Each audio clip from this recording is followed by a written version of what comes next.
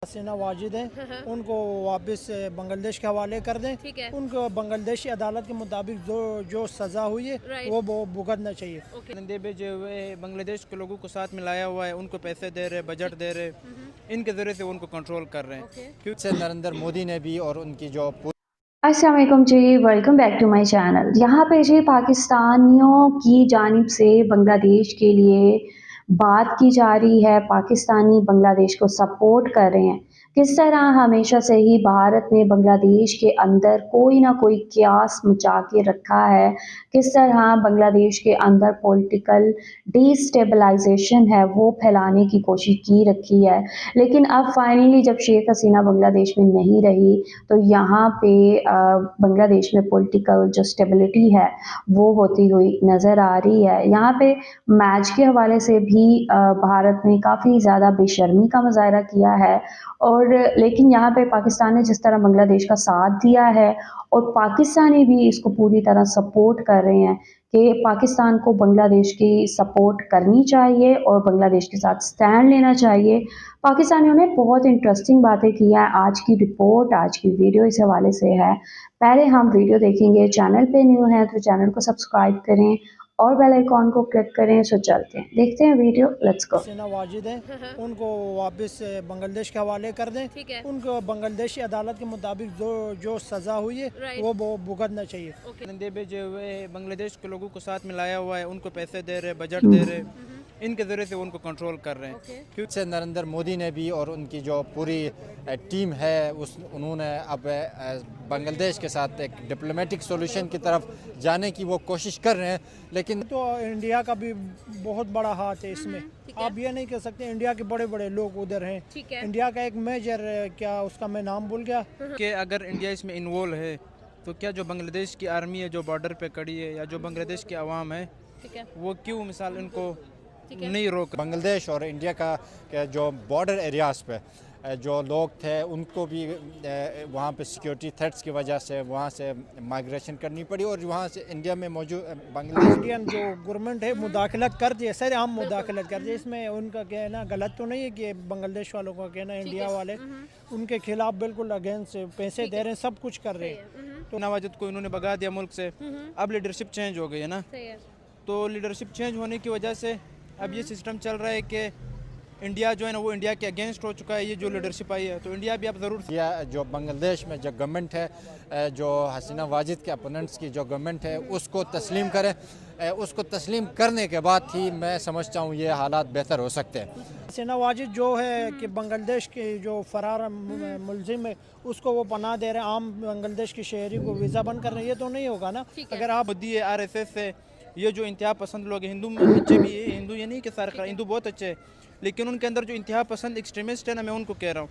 India ने हमेशा जो है बांग्लादेश में चंद स्पेसिफिक ग्रुप्स को सपोर्ट करके इंडिया के जो बांग्लादेश के इंटरनल हालात के ऊपर काबू पाने के लिए करेंगे। राइट नाउ एक बहुत बड़ी खबर, एक बहुत बड़े लेवल पर हमने प्रोटेस्ट देखे, हम लोगों ने कियोस देखा, हम लोगों ने तबाही देखी और उसने इंटरनेशनल जो ऑडियंस है उसको ग्रैब कर लिया, इंटरनेशनल अटेंशन उसने ग्रैब कर ली। बांग्लादेश के अंदर जितना कियोस इस वक्त चल रहा है, लोग ये कह रहे हैं कि भाई पॉलिटिकल डिक्लाइन हम लोगों को वहाँ पर नज़र आ रहा है। एट द सेम टाइम ये भी देखने को मिला कि जब से वहाँ पर हम लोगों को एक जो है वो रजीम चेंज का सिचुएशन नज़र आया, जब से डॉक्टर यूनुस ने वहाँ पर टेक ओवर किया है, वहाँ पर सिचुएशन अंडर कंट्रोल नहीं आ पा रही है। पहली चीज़ तो ये हुई कि इंडिया के साथ बांग्लादेश के जो ताल्लुकात है, जो क्लैशेस थे वो बढ़ गए और उसके बाद ये हुआ कि शेख हसीना जो है वो भी इंडिया में पनाह गुज़ीर हो गई।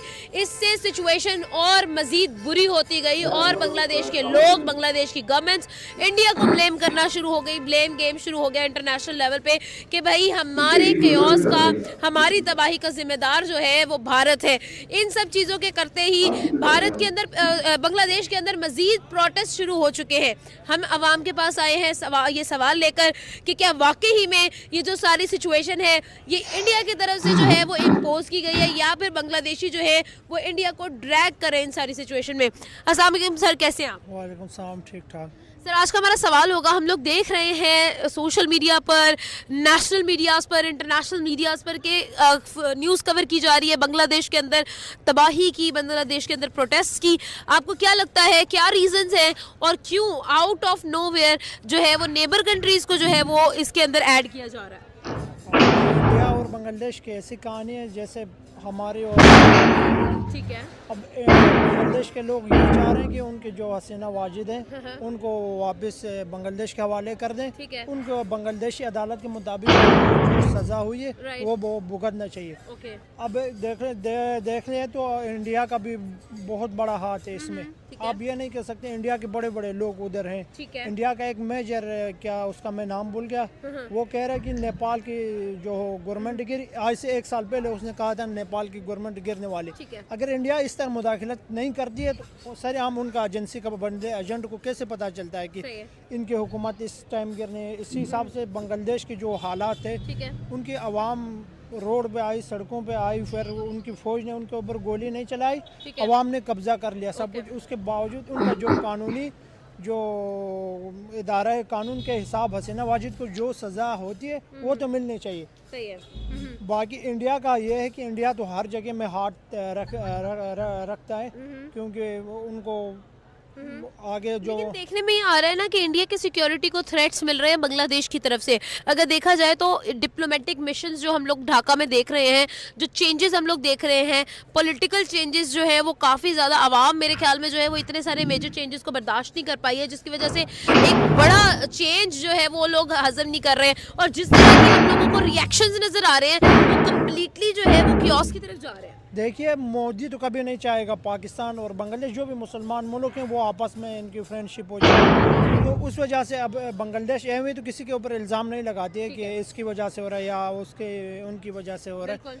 जाहिर सी बात है इंडियन जो गवर्नमेंट है मुदाखलत करती है, सर हम मुदाखलत करती है, इसमें उनका कहना गलत तो नहीं है कि बांग्लादेश वालों का कहना इंडिया वाले उनके खिलाफ बिल्कुल अगेंस्ट पैसे दे रहे हैं, सब कुछ कर रहे हैं। तो लेकिन at the same time India ने सफारती ताल्लुकात भी तो तोड़ दिए हैं, वीज़ास बंद कर दिए हैं बांग्लादेशीज़ के। इससे भी तो हो सकता है कि आवाम जो है वो तैश में आ गई हो कि भाई हमें वीज़ास प्रोवाइड नहीं किए जा रहे। इसका मतलब ये है कि एक बड़ी मार्केट से हम कट आउट हो गए। नहीं, देखो हसीना वाजिद जो है कि बांग्लादेश के जो फरार मुलजिम है उसको वो पनाह दे रहे हैं, आम बांग्लादेश की शहरी को वीज़ा बंद कर रहे हैं, ये तो नहीं होगा ना। अगर आप बांग्लादेश के लिए वीज़ा बंद कर रहे हैं तो उनको निकाल दो इंडिया से।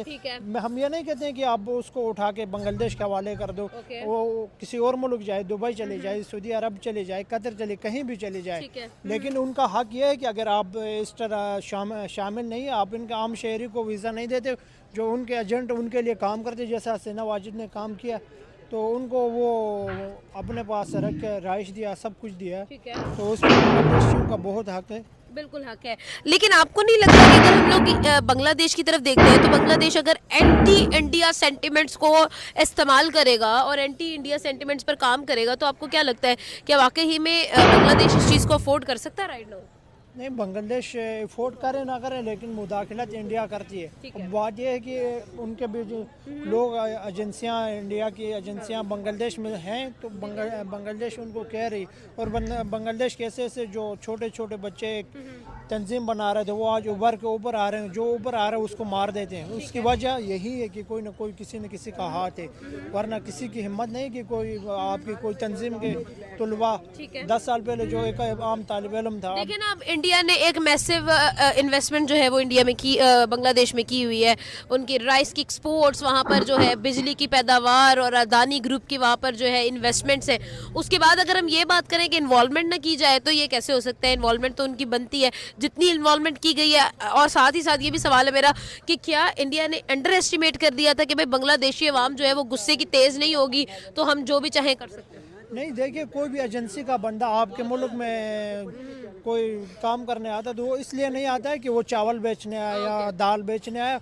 उसका उसूल ये होता है कि वो किसी तरह आपके मुल्क में, कंट्री में आ जाए, आपके लोगों से बातचीत करें, कि लोगों के रुझान पूछ लें, क्या चल रहा है, इधर क्या यूनिवर्सिटी में क्या चल रहा है, आर्मी के बारे में पूछेगा, इधर क्या चल रहा है। अब कोई भी एजेंट ऐसा नहीं है कि वो सिर्फ एजेंट बन के किसी मुल्क में जाता है, वो ना ही कि कटिंग के हिसाब से जाएगा, वो किसी मजदूर के रूप में आएगा, वो किसी बिजनेसमैन के रूप में आपके मुल्क में आएगा, तब उसको चीज़ों का पता चलेगा। लास्ट क्वेश्चन करेंगे, आपको क्या लगता है ये जो सारी सिचुएशन है आखिर जो है वो एक टेम्परेरी चीज़ है, एक आर्जी चीज़ लग रही है, या फिर परमानेंटली इंडिया और बांग्लादेश के अंदर क्लैशेस आने वाले? नहीं, देखो जिस हिसाब से लड़ाई चल रही है वो आज से 5 साल बाद कोई ना कोई फिर उनकी कोई ना कोई तंजीम का बंदा फिर ऊपर आ जाएगा, उसको मार देंगे। ये तो चलता रहेगा ता क़यामत तक। सही है, यानी कि ये जो रिलेशंस हैं ये बेहतर अब नहीं हो सकते। नहीं, ये कैसे हो इंडिया और बांग्लादेश नहीं हो सकती ना। अब कोई भी मुल्क की तंजीम ये है कि यूथ के साथ है। आपके जो बड़े जो लोग हैं वो हर 5-10 साल के बाद वो ख़त्म होते हैं। आपकी यूथ जो लेके आती है, यूथ का जो भी सरबराह होता है वो उनको मार देते हैं। जब सरबराह को मार देंगे तो पीछे जो है वो तो नहीं चाहेंगे कि ये इनकी सलाह हो जाए। उनकी तंजीम के जो भी बंदे हैं वो तो नहीं मानेंगे कि यार कि इस तरह सलाह हो जाए। तो इस तरह तो कोई बात आगे बढ़ेगी, कम नहीं होगी। इंडिया और बांग्लादेश के जो बॉर्डर के ताल्लुकात है वो काफ़ी ज़्यादा ख़राब हो गए हैं। आपका ओवरऑल क्या ओपिनियन है? क्या जो केओस 2024 अगस्त से चलता आ रहा है, इंडिया वाकई में कसूरवार है या फिर बांग्लादेश की जो आवाम है वो इंडिया को इसके अंदर जो है वो इन्वॉल्व कर रही है? देखें, आपने एक बात की जो कयास 2024 से चलता आ रहा है, ठीक है, ये कयास तकरीबन 1960 से चलता आ रहा है। ठीक है। इंडिया ने हमेशा जो है बांग्लादेश में चंद स्पेसिफिक ग्रुप्स को सपोर्ट करके इंडिया के जो बांग्लादेश के इंटरनल हालात के ऊपर काबू पाने के लिए जो उन्होंने बीज डाली थी 1960 में, वो बीज जो है उसका जो पौधा तैयार हुआ था 1971-72 में, वो पौधा तकरीबन बांग्लादेश के अवाम ने 2024 में मुकम्मल तौर पर काट दिया था। उसके बाद जिस तरह के हालात पैदा हुए इंटरनल, और रिसेंटली एक जो स्टूडेंट के लीडर की जो मौत वाक़ई हुई, उसकी वहाँ पे जो हत्या हुई, उसके बाद एक वहाँ पे एक अनरेस्ट देखने को मिला बांग्लादेश में। उनकी आवाम की तरफ से जो हसीना वाजिद के जो अपोनेंट्स थे उनकी तरफ से एक शदीद जो इंटरनल दबाव का शिकार था, जिसकी वजह से इंडियन एम्बेसी के सामने एक अच्छा खासा प्रोटेस्ट किया। उस प्रोटेस्ट की वजह से उनको जो है एम्बेसी कुछ अरसे के लिए बंद करना पड़ा, वहाँ वीज़ा सस्पेंशन करना पड़ा। और उसके साथ साथ जो उसके बांग्लादेश और इंडिया के जो बॉर्डर एरियाज़ पे जो लोग थे वहाँ पे सिक्योरिटी थ्रेट्स की वजह से वहाँ से माइग्रेशन करनी पड़ी, और वहाँ से इंडिया में मौजूद बांग्लादेश में मौजूद कुछ हिंदू कम्युनिटी को वहाँ इंडिया जाना पड़ा इंटरनल हालात की वजह से। ये तमाम जो हालात हैं उसके पीछे ज़िम्मेदार सिर्फ और सिर्फ इंडिया है। इंडिया हमेशा छोटे ममालिक में चंद स्पेसिफिक ग्रुप को सपोर्ट करके उनके इंटरनल हालात को मज़ीद ख़राब से ख़राब करना चाहता है। और जो इस वक्त बांग्लादेशी जो टेकर गवर्नमेंट है उसने इसको सख्त से उसको डिप्लोमेटिकली उसके सामने लिया। उसके बाद से नरेंद्र मोदी ने भी और उनकी जो पूरी टीम है उन्होंने अब बांग्लादेश के साथ एक डिप्लोमेटिक सॉल्यूशन की तरफ जाने की वो कोशिश कर रहे हैं। लेकिन उसके लिए भी यही है कि इंडिया जो बांग्लादेश में जो गवर्नमेंट है, जो हसीना वाजिद के अपोनेंट्स की जो गवर्नमेंट है, उसको तस्लीम करें। उसको तस्लीम करने के बाद ही मैं समझता हूँ ये हालात बेहतर हो सकते हैं। दूसरी तरफ ये सॉल्यूशंस की तरफ, बेहतर ताल्लुकात की तरफ बात करना चाहते हैं, तो एक तरफ जो हसीना वाजिद बेगुनाह स्टूडेंट्स की वो कातिल रह चुकी हैं, बहुत से जो है वो मासूम शहरियों की कातिल है, उसको उन्होंने वहाँ पे एज रिफ्यूज उसको एग्जाइल दिया हुआ है, तो उसको वापस करना हसीना वाजिद को और उसके साथ जितने भी बांग्लादेशी अवाम के कातिल हैं उनको वापस करना होगा बांग्लादेशी हुक्मरानों के। फिर मैं समझता हूँ बांग्लादेश और इंडिया के दरमियान एक अच्छे ताल्लुकात होने चाहिए जो उन दोनों अवाम के लिए बेहतर साबित हो सकते हैं। लेकिन आपको नहीं लगता कि राइट नाउ जिस डिप्लोमेटिक सिचुएशन में इंडिया और बांग्लादेश जो है वो रह चुके हैं, क्या बांग्लादेश जो है वो एंटी इंडिया कैंपेन अफोर्ड करता है राइट नाउ, क्योंकि उनके बहुत सारे बिजनेस जो है वो इंडिया के साथ लिंक्ड है? नहीं, देखें, एंटी जो इंडिया का जो आपने स्लोगन लगाई, ये कुछ मखसूस ग्रुप हैं वो अपनी पॉलिटिक्स को चमकाने के लिए करते हैं वहाँ पे। लेकिन इंडिया का और उसके बांग्लादेश के साथ एक अच्छा खासा ट्रेड है। जितना ट्रेड पूरी साउथ एशियन में इंडिया का किसी और कंट्री के साथ नहीं है जितना बांग्लादेश के साथ है। एक दूसरे कंट्रीज़ के एक दूसरे वहाँ पे इन्वेस्टमेंट है, बिलखुसूस जूट इंडस्ट्री की जो है सबसे बड़ा एक्सपोर्टर इंडिया बांग्लादेश का वो इंडिया है। तो इकनॉमिकली जंग दोनों ममालिक के लिए बिलखुसूस बांग्लादेश के लिए ज़्यादा नुकसानदेह है। इसलिए बांग्लादेश की आवाम और जो केयरटेकर गवर्नमेंट है वो चाहती है कि किसी भी तरीके से इंडिया के साथ एक अच्छे ताल्लुकात हों, और साथ इंडियन गवर्नमेंट भी चाहती है कि वो भी उसी तरह ही काम करें, इंडिया के लिए हसीना वाजिद काम करती है। लेकिन जो इस वक्त जो केयरटेकर गवर्नमेंट है वो हसीना वाजिद की तरह काम करना नहीं चाहती है। इसलिए इंडिया जो है ग्रुपों को सपोर्ट करके वहाँ पे अनरेस्ट करके कियास करके उस गवर्नमेंट को अपनी तरफ झुकाने की कोशिश करती है। वो काफ़ी अरसे से कर रही थी, अभी थोड़ा उनके लिए कामयाबी भी मिल गई है। लेकिन इंडिया के बांग्लादेश के इंटरनल हालात को मद्देनज़र रखते हुए मैं समझता हूँ कि जो बांग्लादेश में केयरटेकर गवर्नमेंट है वो अपनी पॉलिसी में टुवर्ड्स इंडिया की तरफ थोड़ा झुकाव ज़रूर रखेगा। बिल्कुल। लास्ट क्वेश्चन करेंगे, आपको क्या लगता है जिस तरह से राइट नाउ हम लोग डिप्लोमेटिक सिचुएशंस देख रहे हैं और इंडिया ने राइट नाउ, आपने कहा कि जो कियोस है, जो तबाही राइट नाउ हो रही है, जो वहाँ पर प्रोटेस्ट हो रहे हैं, कहीं ना कहीं इंडिया का हाथ है, तो आपको क्या लगता है कि 2024 के बाद क्या इंडिया इस चीज़ से अवेयर नहीं था कि बांग्लादेश की जो आवाम है वो बहुत सेंटिमेंटल है और कहीं ना कहीं एग्रेसिवनेस जो है वो इंडिया को भी लपेट में ले सकती है, ये आग इंडिया के लिए भी भारी पड़ सकती है? देखें, ये आग इंडिया के लिए उस वक्त भारी पड़ सकता था अगर इंडिया के अंदर जो उस टाइप के लोग बांग्लादेश के लिए, बांग्लादेशी अवाम के लिए काम करने वाले हों तो।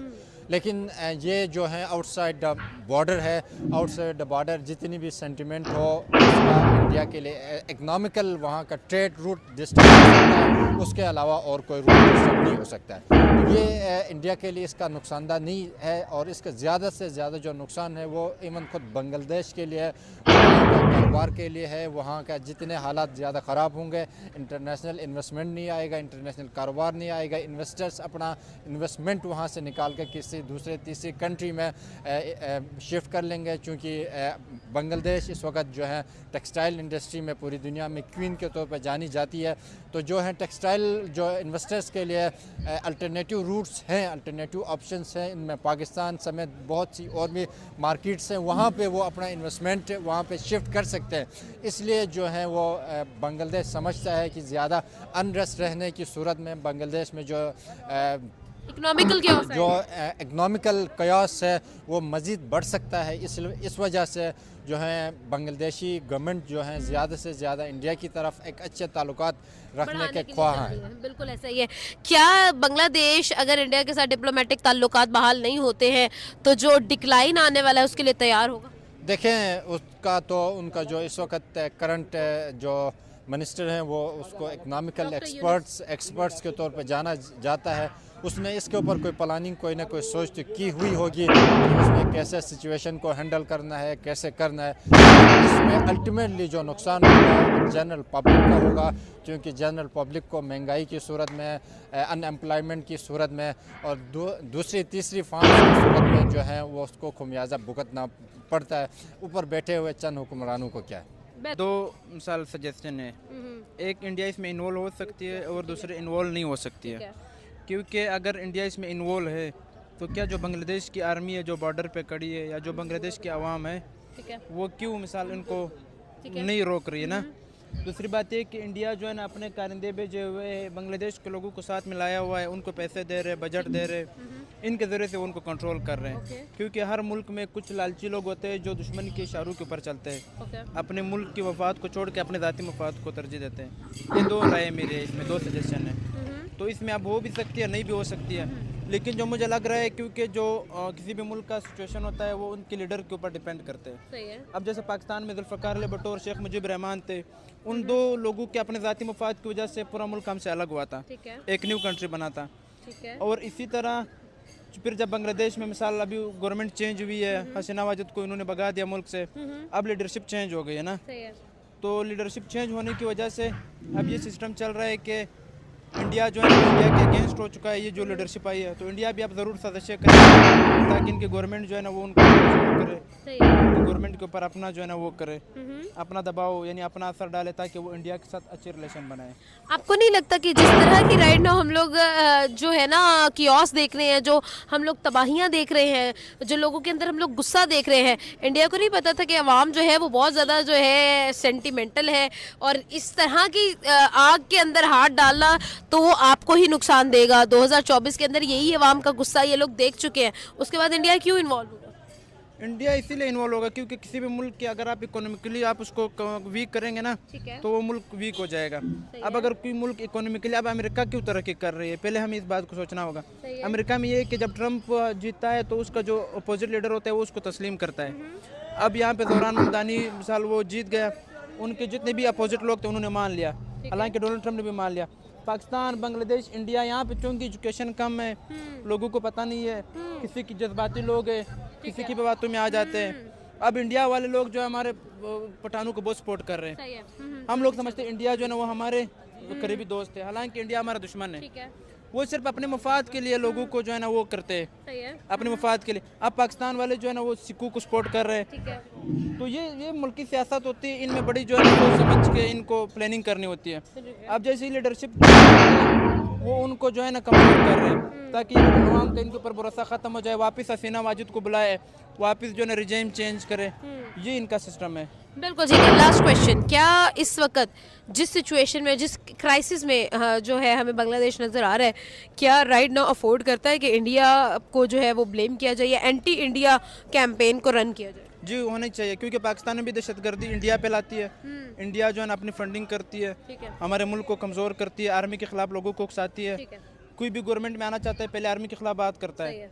ठीक है, तो इसी तरह इंडिया ने वहाँ पे भी काम किया। इंडिया हिंदू लोग को मैं नहीं कहता, इंडिया की जो लीडरशिप है, जो मोदी है, RSS है, ये जो इंतहा पसंद लोग हैं, हिंदू में अच्छे भी है, हिंदू ये नहीं कि सारे हिंदू बहुत अच्छे हैं, लेकिन उनके अंदर जो इंतहा पसंद एक्सट्रीमिस्ट है ना, मैं उनको कह रहा हूँ, वो ये काम करते हैं। वो लोगों को अमन से नहीं रहने देते, अपने मफाद के लिए, इंसानियत के ख़िलाफ़ वो काम करते हैं, और बांग्लादेश के ख़िलाफ़ वो काम करे, और उनके इंडिया के ख़िलाफ़ कैंपेन चलनी चाहिए। ओके जी, ये रिपोर्ट आप लोगों ने देखी है। यहाँ पे जी भारत ने हमेशा से ही कोशिश किया कि बांग्लादेश के साथ पॉलिटिकल डिस्टेबलाइजेशन है बांग्लादेश में फैलाने की कोशिश की जाए। यही वजह है कि बांग्लादेश में जो स्टूडेंट लीग के जो लीडर हैं उनको किस तरह उनको शहीद करवाया गया, और उसके बाद जो है किस तरह पूरा बांग्लादेश प्रोटेस्ट करने निकला। और यहाँ पे बांग्लादेश ने भारत को ये वार्निंग दी है कि हम ये सारी चीज़ें बर्दाश्त नहीं करेंगे। यही वजह है कि राइट नाउ बांग्लादेश ने भारत ना जाने का फ़ैसला किया वर्ल्ड कप खेलने से, क्योंकि यहाँ पे कॉन्टीन्यूसली इस तरह का बैकलैश देखने को मिला कि बांग्लादेश की जो क्रिकेट टीम है उसके सिक्योरिटी कंसर्न्स भी मौजूद थे। यहाँ पे बांग्लादेश अब ये फैसला कर चुका है कि हम भारत में मैच खेलने नहीं जाएंगे। तो ये एक बहुत अच्छा फैसला है। और यहाँ पे साथ ही इन्होंने स्टूडेंट्स के हवाले से बात की, जो भी पॉलिटिकल डिस्टेबलाइजेशन है, इंडिया का उसमें बहुत बड़ा हाथ है और हमेशा से रहा है। और शेख हसीना को किस तरह उन्होंने इस्तेमाल किया और बांग्लादेश के अंदर अपनी मर्ज़ी की जो रजीम है वो लेके आए रखे और उसको इस्तेमाल करते रहे। तो अब यहाँ पे फाइनली बांग्लादेश में कुछ दिनों में इलेक्शंस हैं, और ये एक हैप्पी मोमेंट है बांग्लादेश के लिए कि बांग्लादेशी अपनी मर्ज़ी से अपना जो एक प्राइम मिनिस्टर है वो चुन सकेंगे, अपनी मर्ज़ी का लीडर चुन सकेंगे। तो आप लोग यार क्या कहेंगे? पाकिस्तानी पूरी तरह बांग्लादेश को सपोर्ट कर रहे हैं। इंडिया की क्या असलियत है और किस तरह इंडिया ने हमेशा बांग्लादेश के अंदर गंद फैलाने की कोशिश की है, इस चीज़ का आईना जो है भारत को दिखाया है। आप लोग जो भी कहना चाहते हैं लास्ट में बताएं कमेंट सेक्शन में। वीडियो को लाइक शेयर लाजमी करें, अपना ख्याल रखें, अपने चैनल का भी। I will see you till then, take care, अल्लाह हाफ़िज़।